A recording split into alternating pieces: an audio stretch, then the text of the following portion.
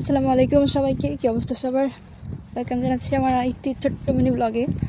So আগে যখন বাংলাদেশে থাকতাম তখন মানুষের ব্লগ ভিডিওতে দেখতাম যে বাসার সামনে সব জিনিসপত্র ফালিয়ে রেখে দেয়।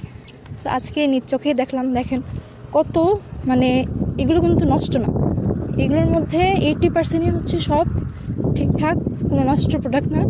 তবুও এরা মানে প্রতি শনিবার এবং রবিবার এরকম করে বাড়ির সামনে সব জিনিসপত্র একদম স্তূপ করে রাখে, যেগুলো যে কেউ এসে নিয়ে যেতে পারে, কোনো মানে টাকা পয়সা কোনো কিছু দিতে হয় না, পারমিশনও লাগে না।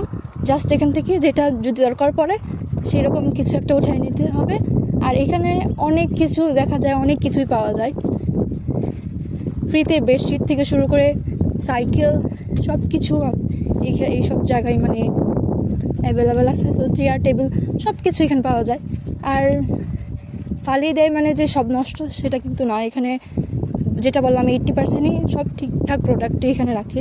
সো দেখেন কত জিনিস, মানে পুরো ঘর সাজানোর জন্য যা যা লাগে সবই এই যে রাস্তা দিয়ে একটু হেঁটে হেঁটে দেখলে সব পেয়ে যাবেন। সো আমি এখান দিয়ে যাচ্ছিলাম, সো ভাবলাম যে আপনাদের সাথে শেয়ার করি এগুলো।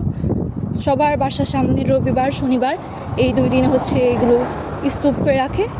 আর যদি এগুলো মানুষজন না নেয় বা দরকার না পড়ে সেক্ষেত্রে দেখা যায় একটা টাইমে গাড়ি এসে এগুলো নিয়ে যায়, ক্লিনিংয়ের গাড়ি এসে ক্লিনিংয়ের সময় এগুলো সব নিয়ে চলে যায়।